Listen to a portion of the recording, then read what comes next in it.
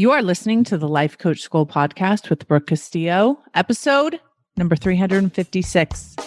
Welcome to the Life Coach School podcast, where it's all about real clients, real problems, and real coaching.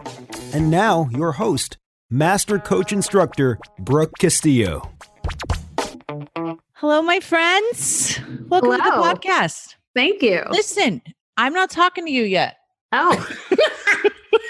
No. That's so funny. I just had one of my friends call on too. And she's like, but I'm your friend. I know. Who are you talking to? Okay.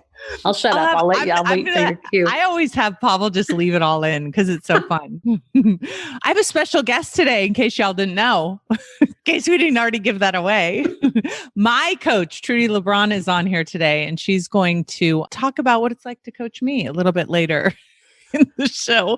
First of all, welcome to the podcast, my friend. I'm so happy that you're here. I'm so excited to talk about all the things. Let's start with you telling us a little bit about you. All right. Oh man, where do we start? Start at the beginning. So I am a coach, a diversity, equity, and inclusion coach. I specialize in working with businesses, large and small, mostly in the coaching and personal development industry these days. I started doing that work a very long time ago. How long ago? How did you get into it? Tell us. Oh man, I started doing diversity, equity, and inclusion work in 2008. And so I say 2008 because that's when I took an official training and became like a national trainer for an agency, But before that, I was doing youth service. So I was working in nonprofits doing youth service work, which involved a lot of looking at inequities and, it's kind of systemic issues, working with students in schools who were over age, under credit, helping people get back on track. So yeah, I've been doing this work for a really long time. Did you have a moment where you can remember thinking oh yeah, this is important work I want to do? Or was it just kind of a gradual? Yeah. I think it was more gradual. Yeah, definitely more of an evolution. I think that it came from my own life as someone growing up biracial, as someone who was a teen mom, who faced a whole bunch of systemic issues, who saw a really stark contrast between the ways that I was treated and the ways that other people were treated, the fight that I had to kind of put forth to get certain things, to get access to certain things. And then over time, I saw that I had certain abilities, certain patience, certain mindset that allowed me to do things like go to college and finish college and get a master's degree and do all these things that were really, really hard that so many times I just wanted to throw in the towel. You know what I mean? But I saw that things were possible. And because I had that combination of personality and discipline and dreams and all of these things, I wanted to try to make it a little bit easier for other people to be able to accomplish their dreams. And so that's kind of how it all unfolded. Got it. And so when did you actually start your own company? I was always side hustling. I'll say that first. Okay, nice. Because I was a teen mom, right? So always needed some extra cash. And so I started doing that. Actually, as a teaching artist, I taught theater. My bachelor's degree is in theater. Oh, nice. Yeah. So I always, even when I had, a job, when I was 19 years old, I would always be teaching theater on the side. So I was always used to the hustle, right? And then when I was working in nonprofits and making $35,000 a year, $40,000 a year, I was this is not enough. I don't know how I'm supposed to do this. Yeah. By that time I had, some more professional skills, and I was able to go into, because I was used to that hustle, I was able to say to people, well, I can train you on how to do that. I can. So I started doing professional training for youth services. I did a lot of teacher training, a lot of training for social workers and people who work with kids as a hustle. And eventually over time, the hustle became more and more. And I was like, wait a minute, I can make how much money? Right. Going in for the day. Cause what happened was I was in nonprofit leadership. So I started to become the person who was hiring the outside consultants. I was like, wait a minute, these people are charging what to come in here to give these mediocre trainings? No way. I'm going to figure out how to do this. Yeah. So then in 2013, I actually like incorporated my business. Okay. And you've been running your own company as the CEO since then? Yeah. So it was kind of part-time for a while. And then it was like I had 2 full-time jobs for a while. And then in the end of 2016, I like resigned from my job. Wow. Okay. Yeah. And I've been full-time, self-employed CEO ever since. Doing very well. Can we talk about how well? Sure. So when I first met Trudi, you guys know I love talking about the monies all the time. And so when I first met Trudi, I was asking her about her business. And of course, I'm like, hi, I'm Brooke Castillo. What's your revenue? You know, I always go like right into it. And so we had talked about, obviously, I always want to know when someone hits 7 figures. And so I was cheering for Trudi. And then she just told me the other day that her business got to 7 figures. So, which is extraordinary. It is. I think like when you look at the stats, which I love to do, I love to like go look at women-owned businesses, independent women-owned businesses, like our businesses, and see how many women are actually making 7 figures in their business. It's such a small percentage. And I think it's just a testament to the amount of work and commitment and belief that we have to have in ourselves in order to succeed. So yeah. Congratulations. Absolutely. Thank you. I'm used to being in like the small percent of people. Right? Like it's weird. Like I remember having a meltdown a couple years ago because I had made like, I remember getting to like May of a year and making like $250,000. And like, this was a couple years ago and like totally melting down and be like, what am I supposed to do with myself? Like I can't, just like, it was just too much. Yeah. And it required, because up until then, it was like barely, just kind of scratching the surface of 6 figures and, whatever, which was for someone who was on welfare, you know what I mean? Like, it's just like incredible to think about. So I would actually like to talk about that if you're game. Like you had referenced, like you were a teen mom and you felt like you were experiencing inequity in your own life going through that as a biracial woman. Can you talk a little bit about what that was like? Yeah. I mean, it was rough, man.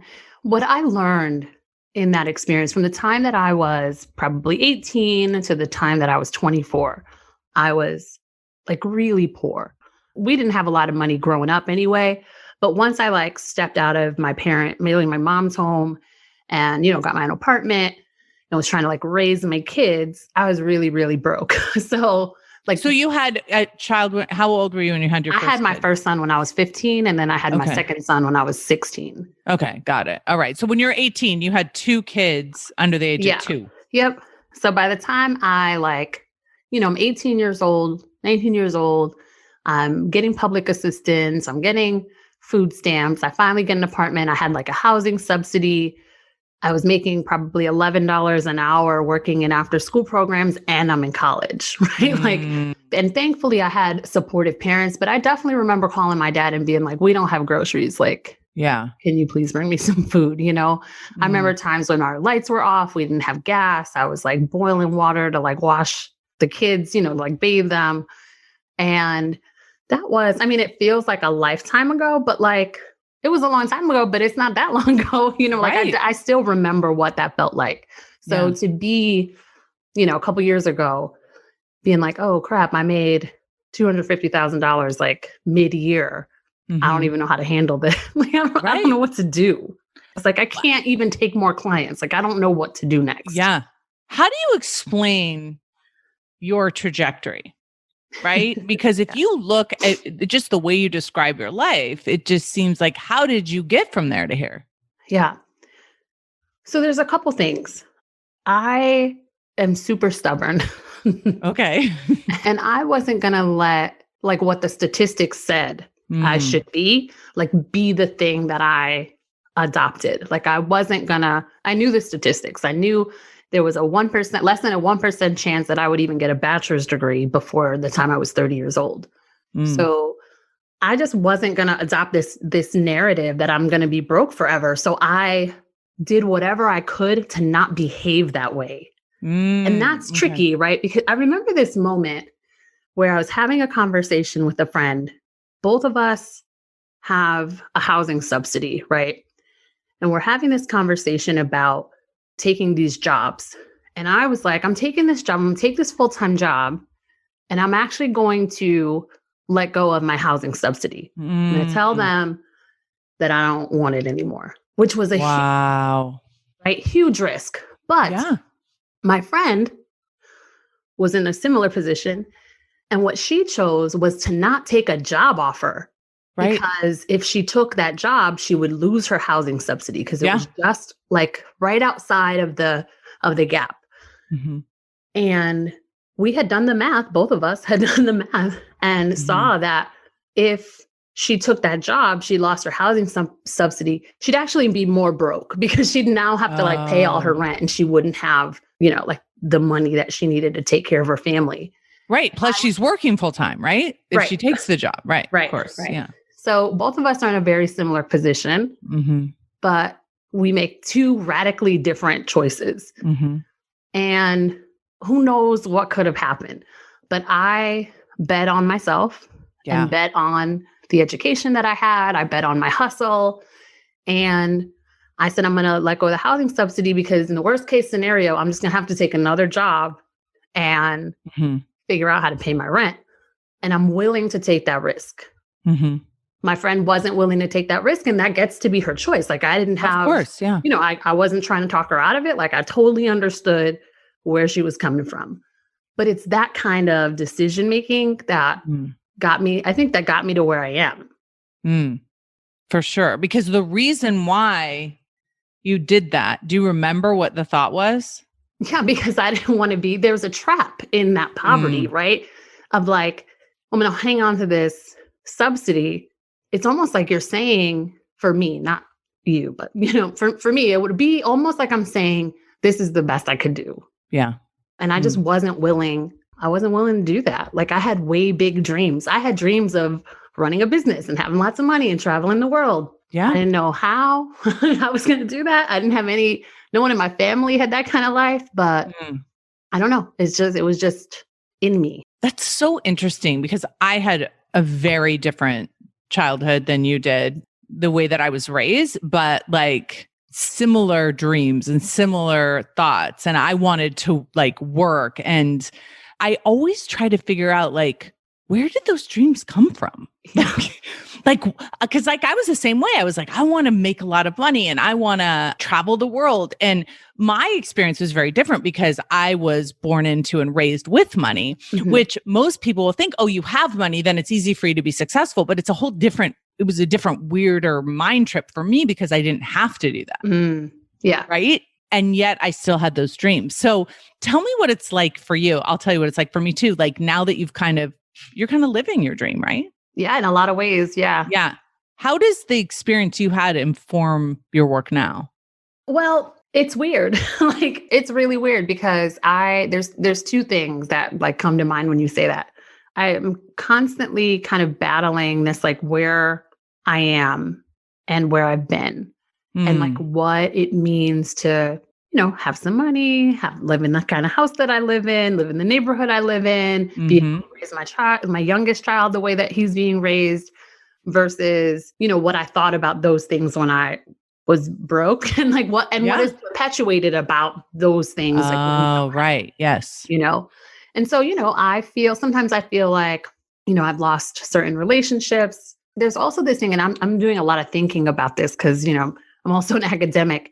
And so I'm also thinking about this like loss of community and like what it means when you start to be in a different social class and what other people think of you and the kind of loss in relationships and what that means. And then feeling like you don't fit in the new place either. So there's like a lot of stuff. There's a lot of mindset. Yeah. I mean, let's talk about it for a minute because I think it's important. One of the most interesting things that came out of my discussions with a lot of my Black students was that exact thing is their fear of kind of leaving people behind. Yeah. And leaving communities. And I think some of this is perceived, some of it is very real, right? Where it's like, who do you think you are?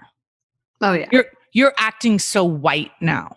Yeah. Is what they would hear. Or and then they also told me, like, if they get too successful, they feel like they don't have as many like mate options within their own race or even outside of their race because of the financial difference. And for me as a coach who really, especially as a coach for women who really want to help women be financially successful because of the freedom that it gives us and the power that it gives us, I feel really frustrated by that. Yeah.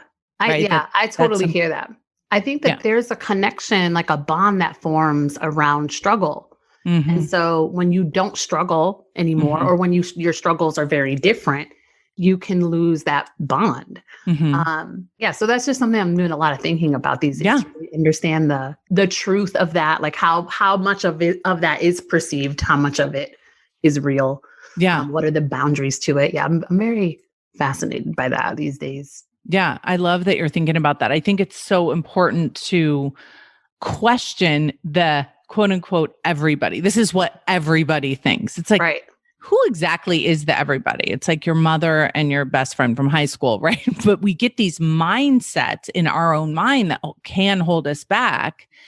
But then also dealing with, for me, like I'm dealing with the insane success that I've had and what it means to me and to all the people that I'm teaching and all the people that haven't had the same opportunity that I've had to have this type of success, which brings me around to how I met you and our work together, which I would love to talk more about. We were just laughing. You and I were like, first of all, I just have to tell you that coaching me is not easy. And Trudy's been my coach. And I will say I'm open to coaching and I want to always explore myself, but I need to argue for a while first. Yeah, I would say that's true. But I feel like you've held the space for me to kind of argue ideas and belief systems that I've had. And just, it's just been so enlightening working with you and seeing all the things that I had not seen. To get to 48 years old and to think that I'm a very well-educated, well-informed, inclusive, sophisticated woman who loves all people, and to be shown that maybe that wasn't the case was excruciatingly painful. And I feel like you as a coach just did such a beautiful job in helping me learn so much over these past 6 months. And what I was going to say is I was laughing earlier because where we started was that my first introduction to you was a sales page you had, which you didn't tell me exactly what the copy was, but it was basically like a class for white people. It was like a workshop for white coaches. Oh, white coaches. Yeah. It was like it was called a workshop for white. I'm like, what in the hell is this lady even talking about, calling us out as white? And I was like, this is crazy. And now I've just come so far in understanding what I didn't understand, right? For so long. And just speaking to that briefly, for me, and we've done a lot of trainings with Trudi and her team. And I'd like to talk about this because we had a conversation about it recently. And I think a lot of white people have this same kind of thought. And we were talking about how when we're raised, we're taught that we're all just one. Right. Right. We're all just one human race. And we shouldn't look at other people differently. And we should look at everyone as the same. And a lot of us were raised thinking that was a great way to think. And that was a altruistic and inclusive way to think in my mind. So when I see a sales page that says for white people, I feel like it's the opposite of what I learned. I feel like that's very divisive. And I was really turned off by that initially. Yeah, I don't think I'm alone, right? I think a lot of, and you were saying someone just reached out to you recently from one of the classes you taught within our self-coaching scholars and said, stop calling people white folks or something, right? Yeah. Right. So could you speak to that just a little bit maybe there's some people that were in the same place I was a few months ago, not understanding that. Yeah, I think it's really true that lots of folks, especially white folks, grow up learning exactly what you just described. And I certainly remember being in school, in the 80s and being told that, we're all the same and treat everybody the same and we don't see color. And I get that. But there's a very different type of teaching, or it's a very different contrast between that kind of direct, explicit teaching and then the implicit teaching, behaviorally in the way that we see people treating each other and what we see on the news. And people don't want to talk about that, but that is being taught. So what we need to do is be able to see the way that people are different, the way that people have been treated different, the way that opportunities have been available differently. And if we're ever going to fix it, it's like we can't fix a problem that we're not talking about or that we're not seeing. So we need to be able to name it, we need to see it, and then we can start to begin the journey, right? Of like unlearning and repair. But we have to be able to name those things. The other thing that's really different for white folks is that they haven't, until very recently, they're not used to being racialized as white. They're used to being just people. Yes. Like white people are just people and everybody else are Black, brown, Asian, Latino, but, especially in an American context, like white people are just people. So that's why, for someone to hear me say white folks in a training or, like, podcast, what? Right. It is. It's like, wait, what do you mean? Me? Like, no, there's this instinct to want to say, well, to distance themselves from a particular type of white. Right. But that's not how things work. Like, we don't see people saying, well, there's one kind of Latin person and another kind of Latin person or one kind of Black person. Like, we need to not make it about ourselves. And we need to be able to just like understand the world the way it is. Yeah. I think it's one of the most profound but simple insights that I had, right? Initially was, when I pulled my students together and just said, tell me what I'm missing. Like, talk to me about this. And for me to be like, I don't see you as Black. Or I don't see you as Black and me as white. And they're like, yeah, that's the problem. Right. And I was like, what? What do you mean? Like, it was so like shocking to me. And the more that I talked to them, the more I understood that when we acknowledge different races have different experiences because of the color of their skin, then you're able to be much more understanding, inclusive, connected to people by understanding their experience instead of assuming that we're all one person and we have the same experience. Right. And my position is, especially in one of the reason I love working with coaches is that acknowledging those differences makes us better coaches. Yes. Like, it can make us more effective in the way that we offer support. And therefore the impact of the transformation is better. Right. So to me, that's like not the most important, but one of the most important things for coaches to really understand that doing this kind of work, the work that you're engaged in, that your team is engaged in, actually makes you a better coach.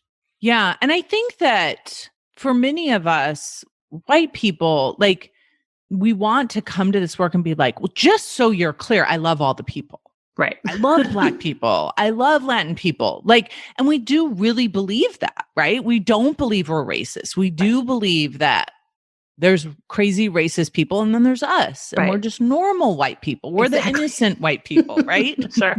Right. And so I think that for me, what you did for me as my coach is understood where I was coming from, understood that I was raised in my own fishbowl of seeing that and believing that and thinking that was good, and showing me what I couldn't see in a way that wasn't shaming or demeaning to me, even though it very easily could have been, right? Because of what I was completely missing, with like a layer of like, I don't know if arrogance is the right word, but just like complete obliviousness. Yeah.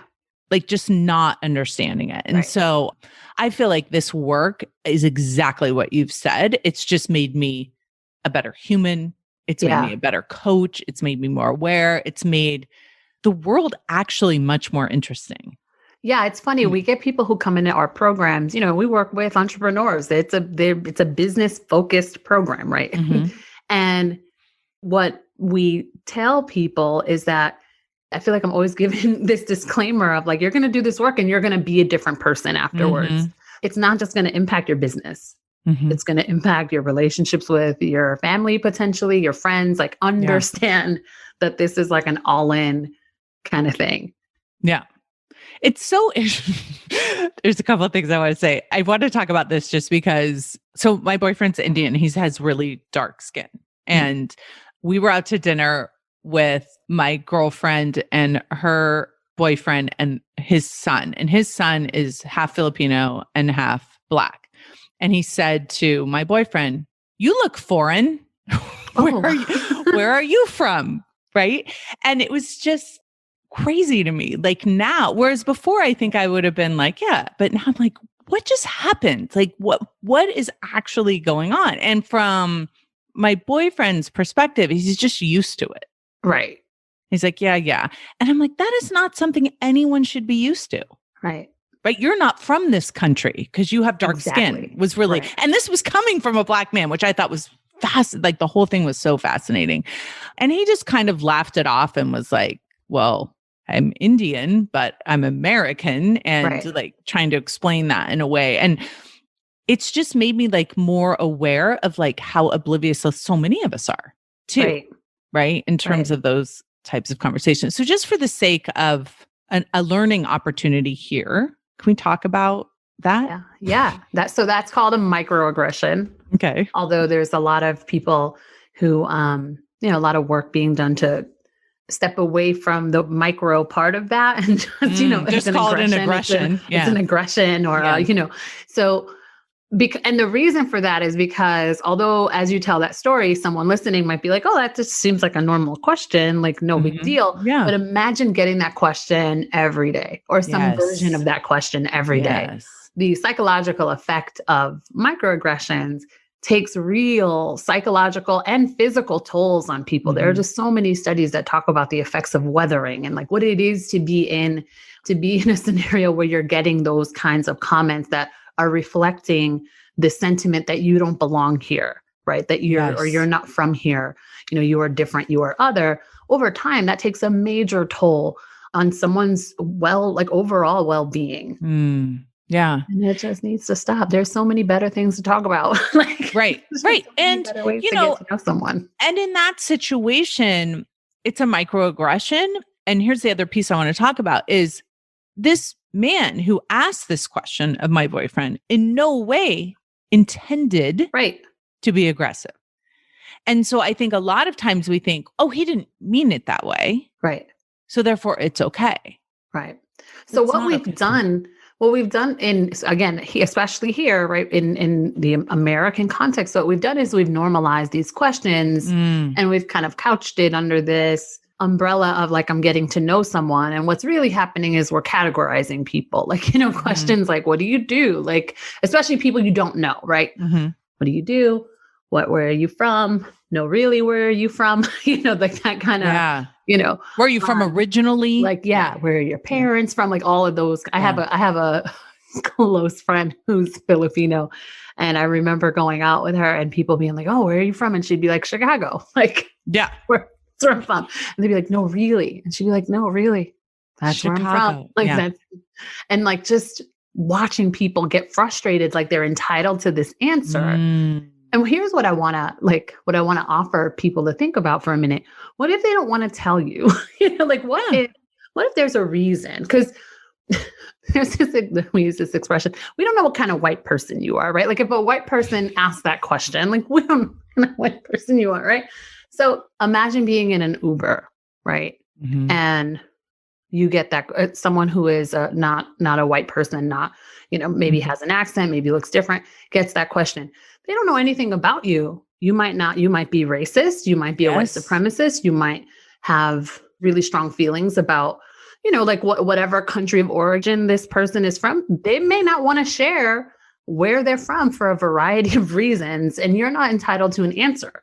So it's just not the best. There's just so many better ways. If you really want to form a connection to people, there's just so many better ways. So just so we can offer this to people in that situation, is it just much more appropriate not even to bring up race? Yeah, I don't think that you need to. What if someone said to you, like, oh, what race are you? Like, where are you from? Like, no, really, Brooke. Yeah. Like those questions are not comfortable for anyone, but it just is like, again, especially if they're strangers.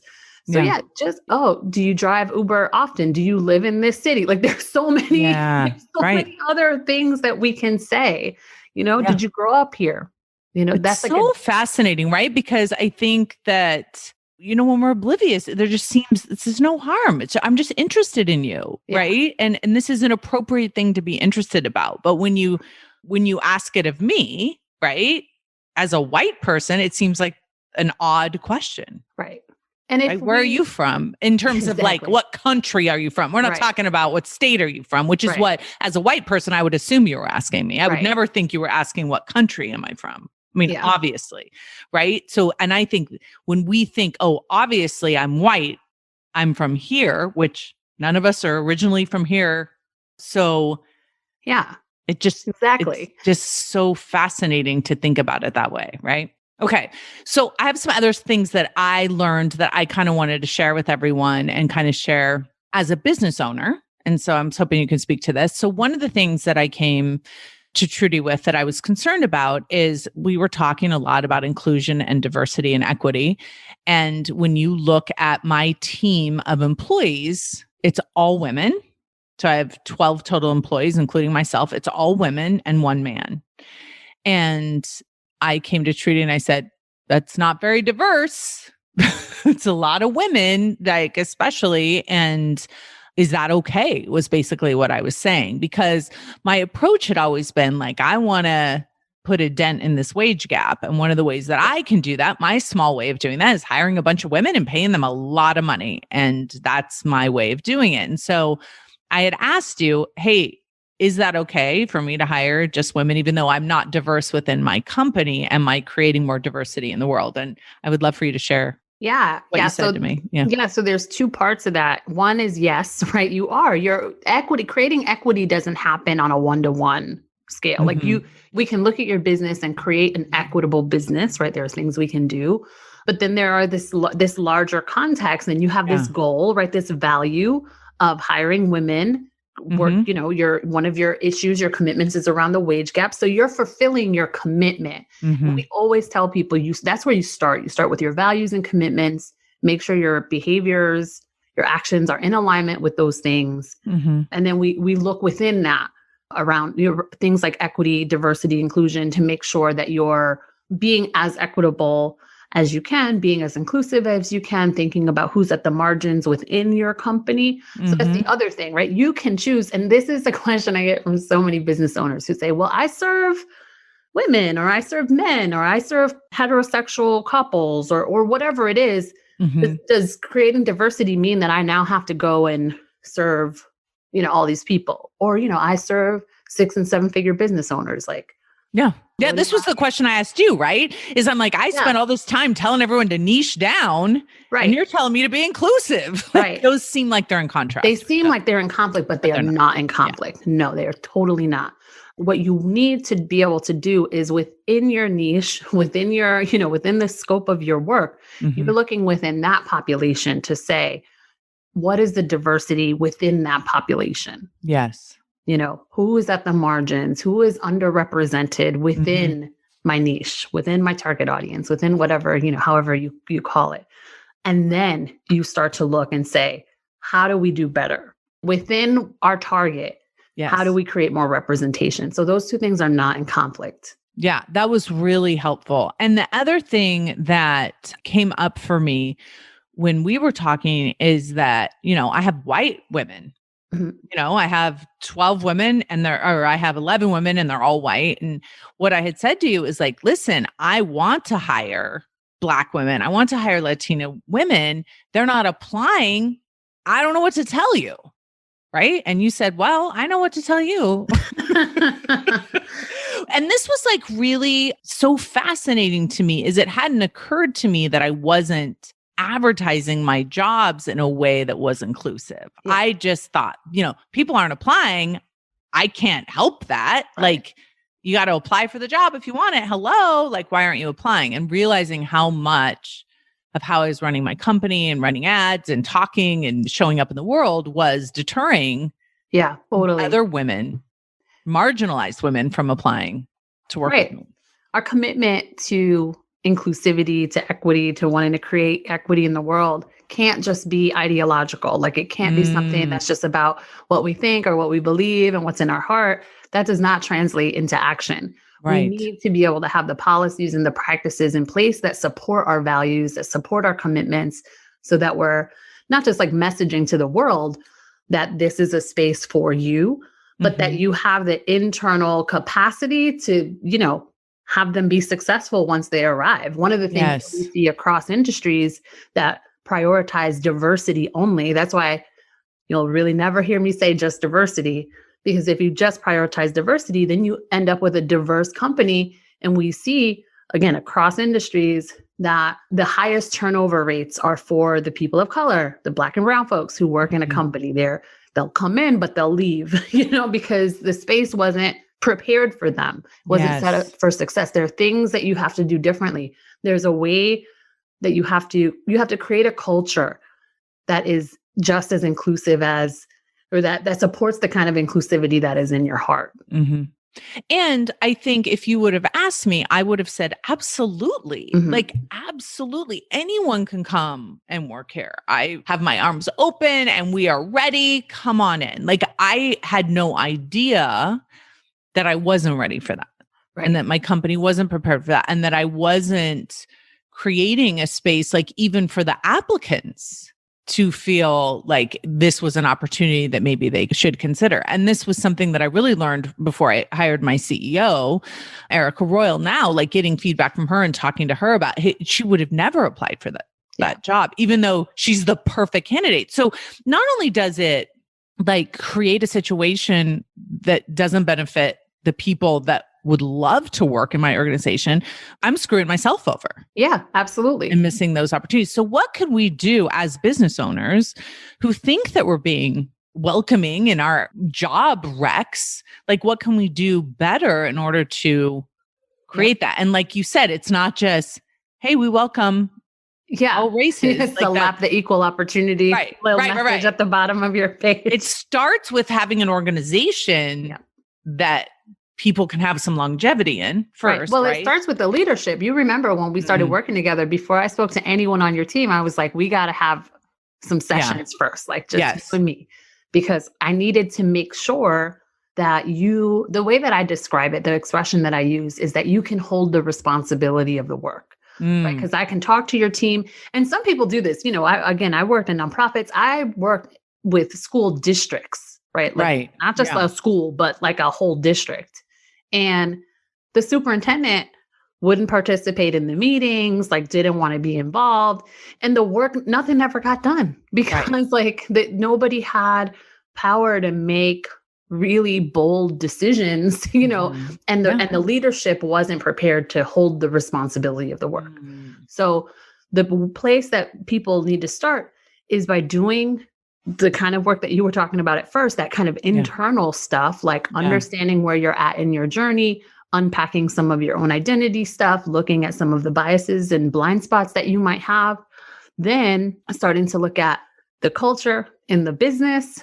Then you start looking at, okay, what do we do next? And, some of the things that we help people do is look at how they build their job descriptions, look at how they talk about their company, look at what the application process is. Even because it's not just that you're trying to bring in more Black and brown candidates, it's that the white candidates that you're bringing in too have to be with the program. You know what I mean? Like you have to make sure that they are going to fit into this culture.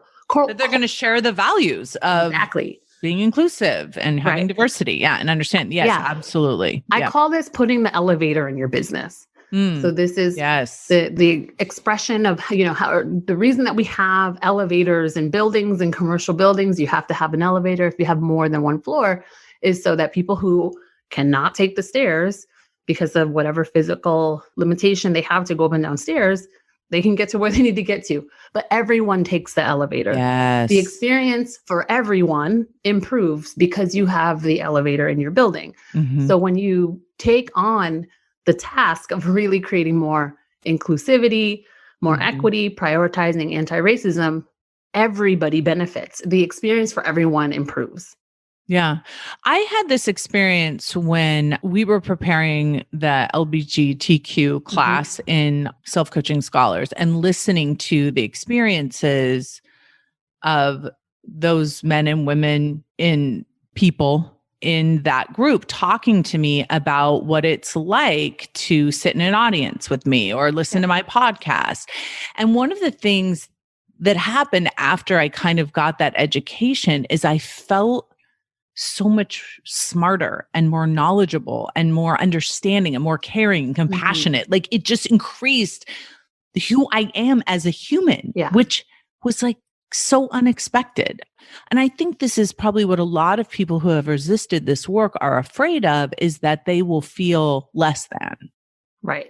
When they start understanding their own racism, their own bias, their own, what they've been missing, that they will end up feeling less human and beat themselves up more. And I've had the opposite experience. I've had this experience of feeling like forgiving myself that like I hadn't understood what I didn't understand, but now I'm open myself up to understanding. It has made me feel more like really just more compassionate towards myself and others.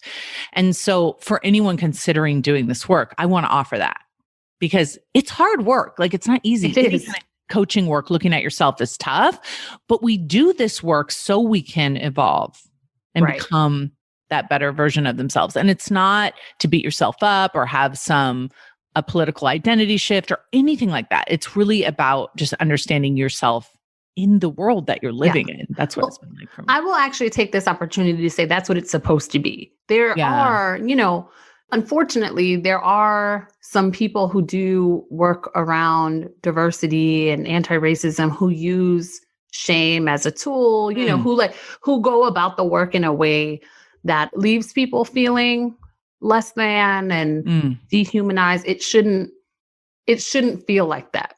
It doesn't need to be that way.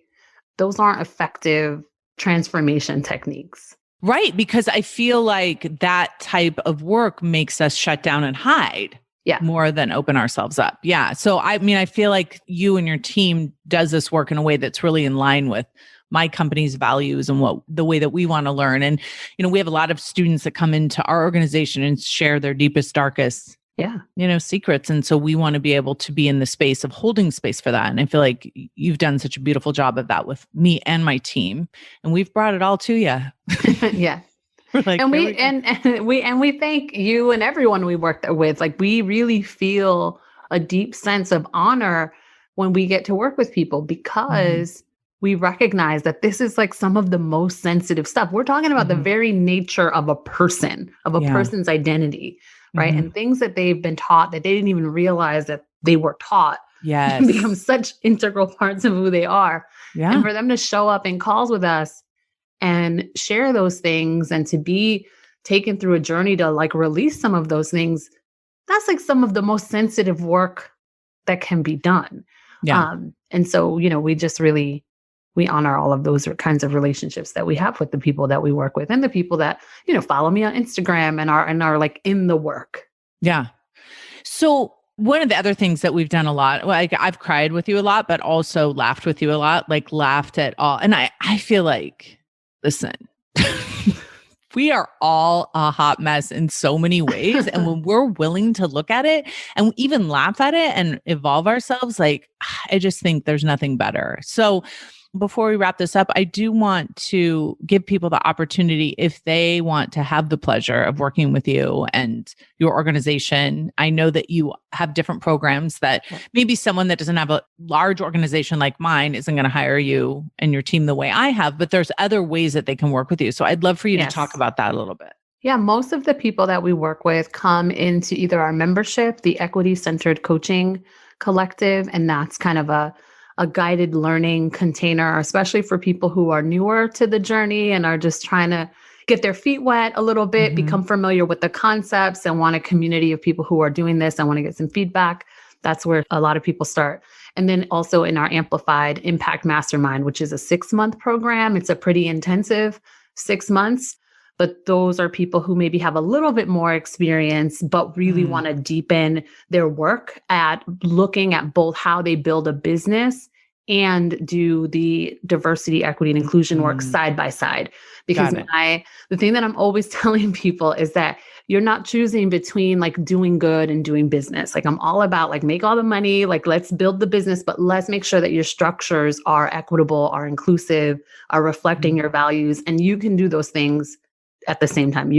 There's this myth that you have to go and get successful first and like, make some money and then you can worry about impact. And we don't believe that you can do those things at the same time. Yes, absolutely. So in your membership program, is that appropriate for someone who's not even sure, like the proper terminology or how, okay. So like, that's I don't starting like point. like basic questions. I'm freaked out. I don't even want to talk to Black people right now because I'm so afraid I'll say the wrong thing. That kind of energy that people, I think, are very ashamed. Yeah. So our community is a mixed space. Like there are, people of all backgrounds in our community. But what we do is we actually offer for people who really want the support to work some of those things out. We offer these community calls, and we have community calls for just white people. Okay. Like the workshop that we have for white coaches, right? Right. And it's called Unpacking Whiteness, and it's only our white clients come to those calls and they talk about these things. And then we have other calls that we actually call it the BIPOC Peace Lounge. So Black, Brown, Indigenous, people of color, where they get to come and talk about what it's like to be in their body, running their business and like the intersections, and they don't want to do that in front of other white folks. So we are an inclusive community, but we provide equitable support by being able to pull people out and say, like, let us give you what you need. Let's talk just a minute about that because I think it's important. And I've gotten a lot of feedback when I do separate groups. I have gotten a lot of feedback like, that's divisive. Why are you doing that? And there's really good reasons to do that. And I would just love for you to just briefly speak to that. So those are called affinity groups. Those are our practice in diversity, equity, and inclusion work and community organizing work for years. It is not new. It is not what people are just making up. Like this is a tested strategy. And the reason for that is because sometimes people aren't going to say certain things if they feel like either they're going to offend someone else or that someone is watching and critiquing what they say. And so sometimes like pulling people apart, and we do this with women only clubs and men only clubs and LGBT association, like people, this is the thing, like you're in community with other people who share certain identities. And it's so that you can just be and say the things that need to be said.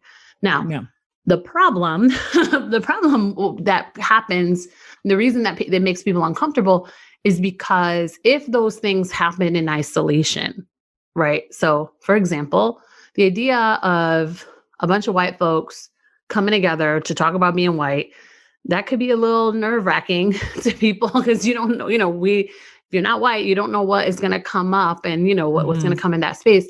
But if you're doing it under one of the best practices to do it under the guidance of, someone of a mixed group. So you're working with a coach or you have a colleague or, you're like thinking through what's happening in those groups. What's the purpose? It's not random. It's not just like, let's just bring a bunch of white folks together. But, there's intentionality behind it. So, it should be done with a lot of intention. I'll just say that.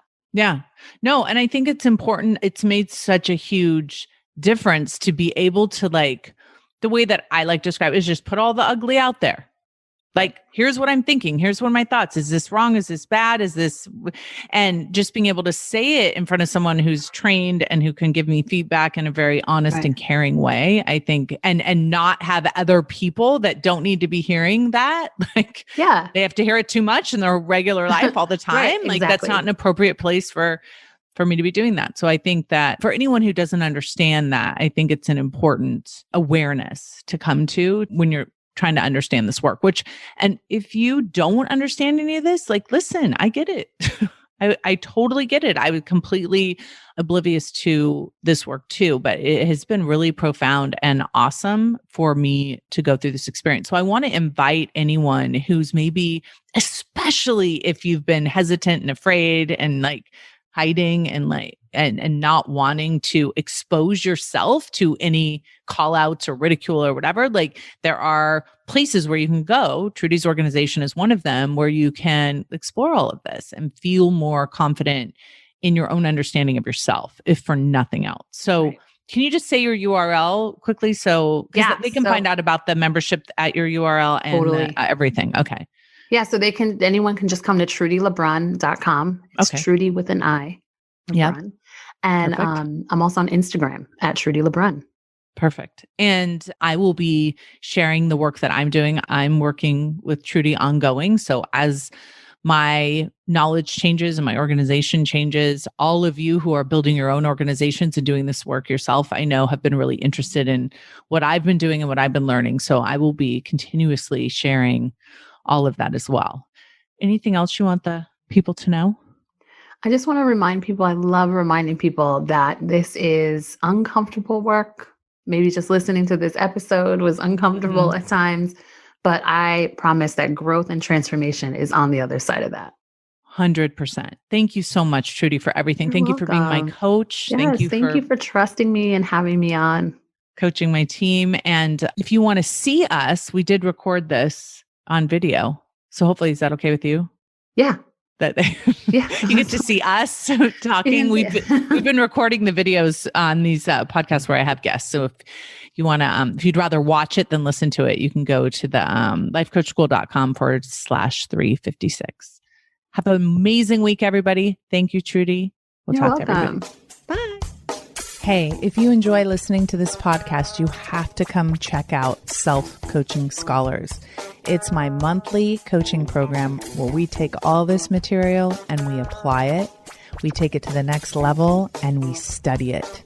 Join me over at thelifecoachschool.com/join. Make sure you type in the lifecoachschool.com/join. I'd love to have you join me in Self-Coaching Scholars. See you there.